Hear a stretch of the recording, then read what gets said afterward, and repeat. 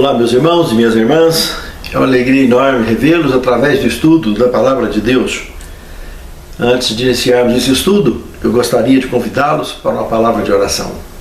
Santo Deus, muito obrigado, Senhor, por nos dar vida e saúde e principalmente a oportunidade de abrir a Tua Palavra e poder estudar.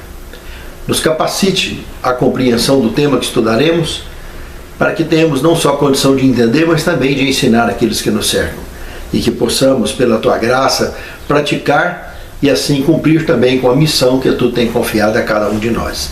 Te pedimos essas bênçãos agradecidos, em nome de Jesus. Amém, Senhor. O inimigo interno. Um tema muito bacana e delicado também. O tema central foi baseado no livro de Jeremias, capítulo 17, verso 10. O seguinte: eu, o Senhor, sondo o coração. Eu provo os pensamentos para dar a cada um segundo os seus caminhos, segundo o fruto das suas ações. Irmãos, olha o tanto que é sério essa revelação de Deus aqui com relação a nós mortais. Ele sonda o nosso coração, o nosso pensamento. Ele trabalha em cima do nosso pensamento, projetando caminhos que consigam dirimir dúvidas, baseado nos pensamentos que nós temos tido, esclarecer fatos, para que nós, nesses caminhos aqui, que ele coloca à nossa disposição, para que evite de nós errarmos o máximo possível. É por isso que ele quer dizer aqui, quando ele prova, ele coloca opções não para nós cairmos, mas para nós evitarmos a queda. Nós vamos perceber nesse estudo de hoje aqui, que é exatamente isso que ele faz. Mas infelizmente, muitas vezes, nós acabamos tomando caminhos sem volta e saindo de certas situações com prejuízos lamentáveis na nossa vida emocional ou na vida espiritual, mesmo na vida material. Pense nisso. Muito sério isso, irmãos. O sucesso de Israel nessa empreitada de entrar na Terra Prometida não estava fundamentado em estratégia bélica, em estratégia de guerra, não estava fundamentado em inteligência militar, nada disso. Ela estava fundamentada numa única coisa: a relação com Deus. Um ser divino, o próprio Filho de Deus, estava à frente das batalhas, cumprindo com a palavra dele, com a promessa dele que ele tinha feito para Moisés lá no Sinai, lá na Arábia Saudita, lembra? E ele estava ali cumprindo. Só que em se tratando desse ser que é o Criador do universo e nos dando o privilégio de estar aqui conosco, conduzindo uma missão tão delicada dessa, irmãos, nós não estamos falando de uma pessoa qualquer. Nós não estamos falando de alguém que não tem peso, mas nós estamos falando de um ser eterno. Nós estamos falando de Deus, que aqui, como foi proposto desde a arrancada deles, foi feita uma aliança, foi feito um acordo. E o acordo são duas partes. Tem a parte divina e tem a parte humana. A parte humana não estava cumprindo com a parte dela devidamente. Precisa ser cumprido, caso contrário, prejuízos acontecerão. Todo contrato tem essa relação. Existe a graça de Deus? Existe, ela estava ali. Isso não abre mão da nossa parte de livre e espontânea vontade que nós temos que cumprir. Isso não nos livra de exercermos o livre-arbítrio que Deus nos deu, tomando pensamentos e ações na direção da aliança feita com Deus. Isso não mudou nada, hoje continua a mesma coisa. Estamos debaixo da graça, mas precisamos fazer da nossa parte. A salvação é de graça, mas temos que aceitar essa graça e temos que caminhar nessa graça. E para caminhar nessa graça, como disse Tiago um dia, a fé sem as obras é morta. Os demônios creem que estremece. Ninguém acredita mais e tem mais certeza da presença de Deus e das ações de Deus do que os demônios. E não fazem nada, porque a fé deles é morta. A nossa fé precisa ser viva. E a fé viva, ela cumpre com a nossa parte.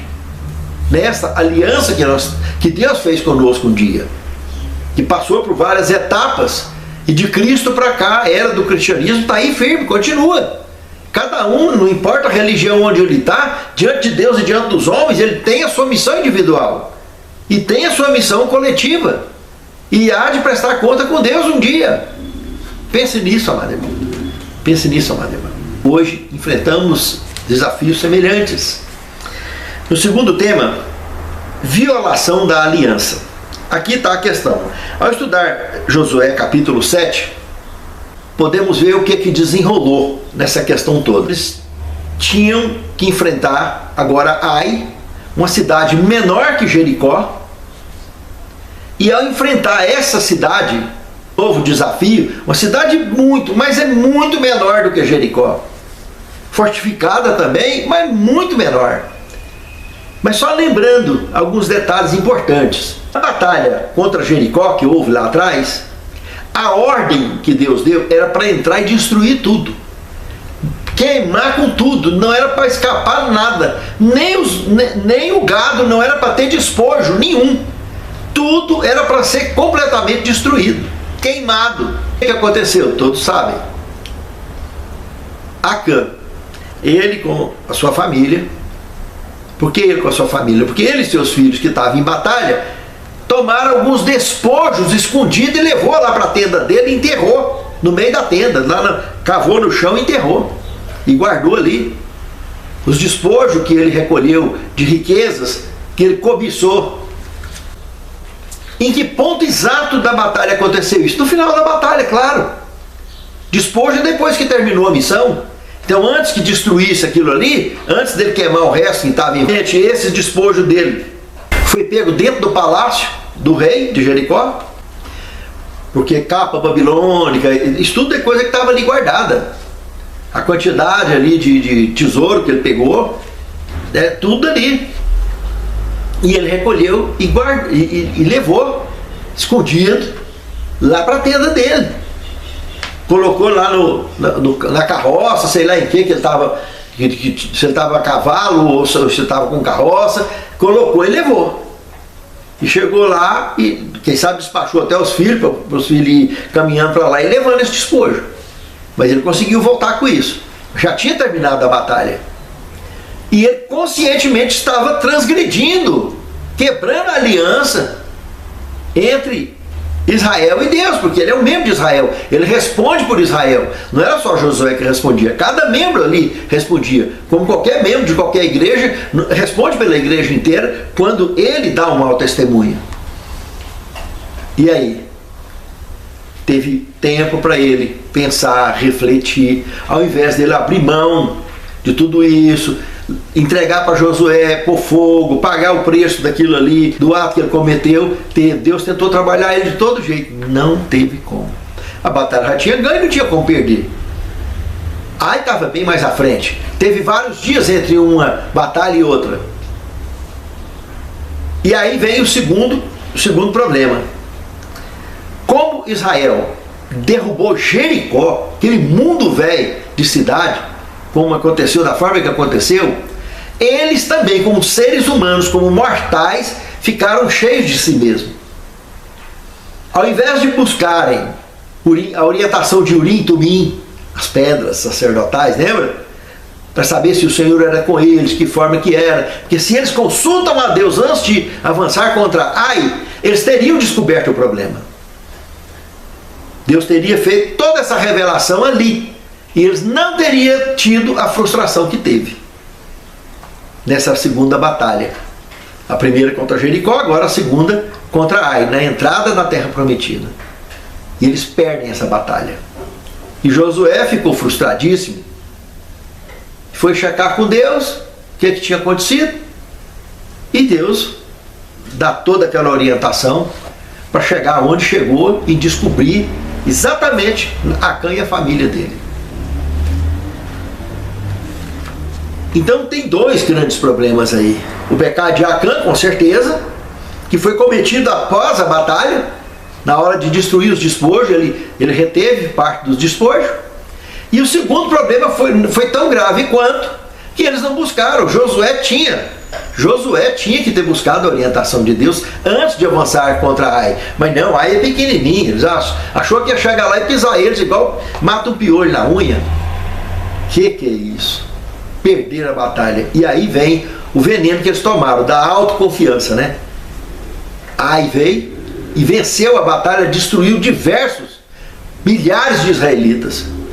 E eles fugiram, voltaram para casa. E o povo saiu de tudo de dentro da cidade. A hora que eles viram que o exército de Ai estava conseguindo combater Israel ali no campo, na frente, eles abriram os portões da cidade e o povo foi saindo e ajudando a pegar para matar. E foi um terror. E eles, por outro lado, agora quando aconteceu a segunda batalha, aí o bicho pegou. Porque eles também ficaram contaminados com o mesmo veneno da autoconfiança, que nós vamos ver agora mesmo. No terceiro tema, o pecado de Acã, Josué 7, 16 a 19. Pois é, meu irmão. O pecado cometido após a batalha de Jericó, ao recolher despojo. Segundo, olha aqui que... Lembra aquela história dos filhos de Corá?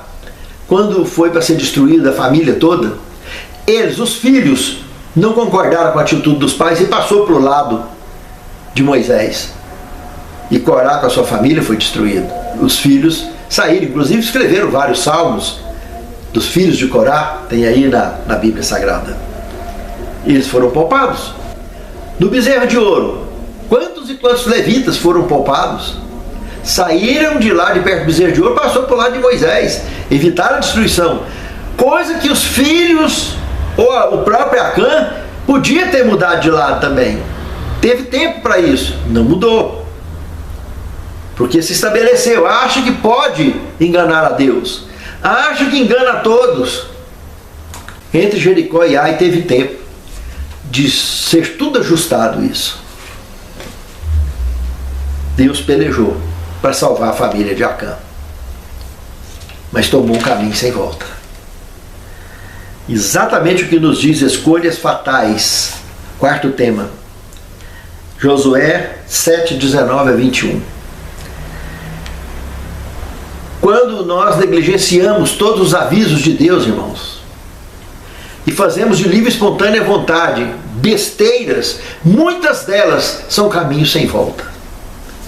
Quantos que ficaram na cadeira de roda para o resto da vida, irmãos? Paraplégicos ou tetraplégicos, conscientes da atitude e da escolha que fizeram. Quantos que desceram a cidade dos mortos por negligência, por decisão própria, por escolha errada, caminho sem volta.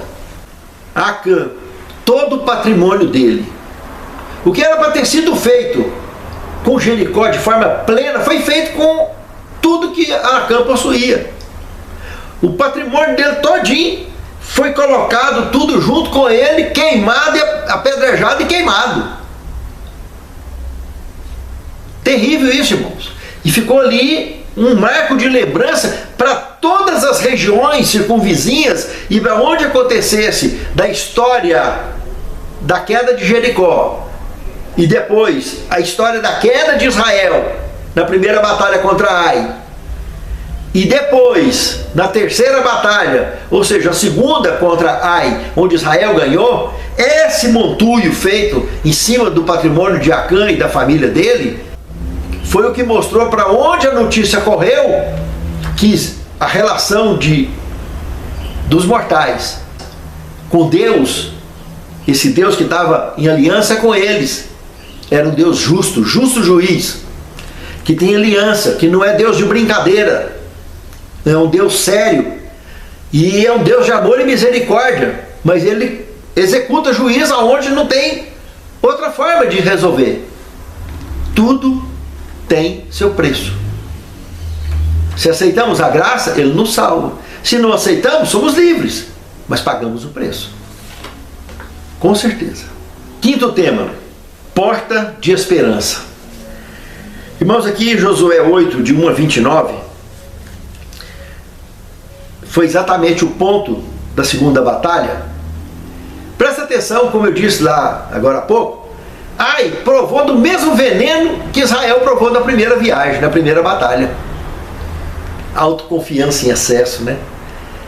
Quando Ai viu Israel voltando, eles não tiveram nem dúvida, já abriram o portão e já saiu logo, não perdeu tempo de ficar lá guerreando lá de dentro, não, já abriu, falou, não, que lá agora não, nós vamos detonar com eles.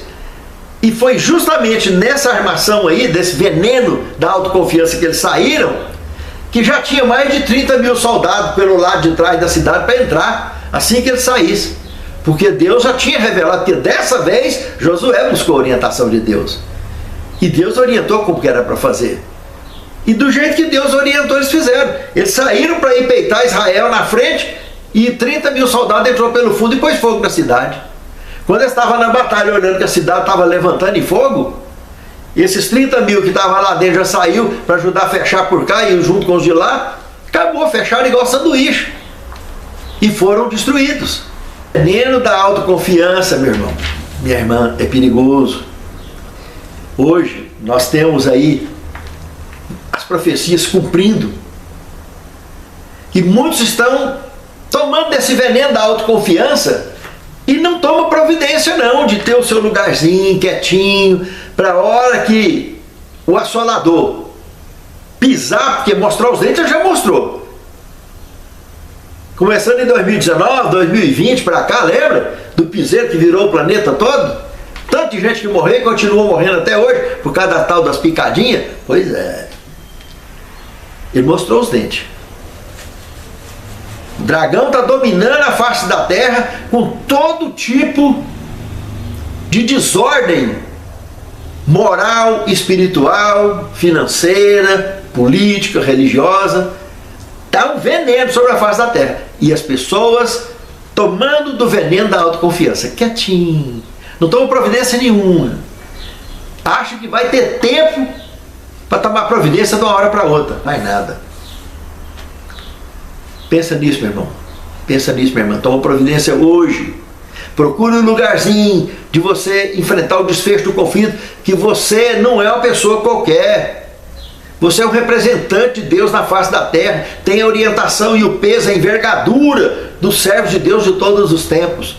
Por conhecer a palavra de Deus e o cumprimento profético que nunca falhou ao longo de milhares de anos. E não é agora que vai falhar, não. Toma providência, arruma o seu lugarzinho, antes que seja tarde demais. E você não tenha para onde ir depois. E ter que sacrificar a vida jovem, como foi a mulher de Ló. Perder a vida novo. E assistir o terrorismo que o dragão vai empreender contra a sua família, contra a sua cidade, contra o seu povo. Toma providência hoje, meu amado irmão, minha amada irmã. Temos tempo para isso e temos oportunidade exposta para isso. No sexto tema, testemunha do poder de Deus. Aqui nós temos Josué, capítulo 7, versos 6 a 9, que em resumo, irmãos, a queda de Israel, lá na primeira batalha, contra Ai, fortaleceu a visão do mundo cananeu, justamente quando aconteceu a segunda batalha, e ficou o montúrio lá da história de Acã. Porque toda a Canaã percebeu que tipo de ser maravilhoso era esse, que Deus sério era esse, que estava guiando o povo de Israel nas batalhas. Essa história se desenrolou entre a primeira batalha contra Ai e a segunda batalha, e não por que dizer durante todo o êxodo e a queda de Jericó também. Toda a história da relação de Deus com os homens estava nítida nesses relatos que vinham acontecendo. Ficou estampado. A testemunha do poder de Deus veio sendo levantada, essas testemunhas ao longo de todo o êxodo. E ali nessas duas últimas batalhas, então, nem se fala. Quanto testemunho alto ficou registrado de forma autêntica e de forma inabalável diante de Deus e dos homens, para o mundo todo conhecido daqueles dias. Do mesmo jeito que a história das 10 pragas do Egito aconteceu no passado, e a história do êxodo e a história da queda de Jericó, da tomada da terra de Canaã por Israel, tudo isso ficou implantado como testemunhos amplos e inabaláveis entre Deus e os homens. No sétimo tema, lágrimas de crocodilo. Lágrima de crocodilo, a de Judas, a de Acã, dentre muitos outros, meus irmãos. Que não adianta chorar de remorso, porque as estratégias pecaminosas não deu certo, nossos projetos deram errado. Não adianta chorar. E infelizmente, no caso de Acã e Judas, foram caminhos sem volta. Lágrimas em vão. Temos aqui um texto de Patriarcas e Profetas, página 430 até 435, que diz o seguinte: o pecado mortal que determinou a ruína de Acã teve suas raízes na cobiça, um dos pecados mais comuns e aos quais as pessoas dão menos importância. E olha onde ele foi se meter. Judas, do mesmo jeito. Sua confissão serviu apenas para mostrar que o castigo era justo. Seu arrependimento não foi sincero, não houve tristeza pelo pecado, mudança de propósito, nem aversão ao mal. Ó Senhor, nos ajude, Senhor. Nos fortaleça a nossa fé. Abra os nossos olhos. Enche o nosso coração de decisão e de vontade de fazer a Tua vontade, de cumprir com a Tua vontade, de Te adorar em espírito e em verdade, porque sabemos que Tu procura a tais que assim o adorem. Nos prepare para isso e nos capacite. Fortaleça a nossa fé e capacita-nos na nossa caminhada em cumprir com a nossa missão. Te pedimos e agradecemos essas bênçãos em nome de Jesus. Amém, Senhor.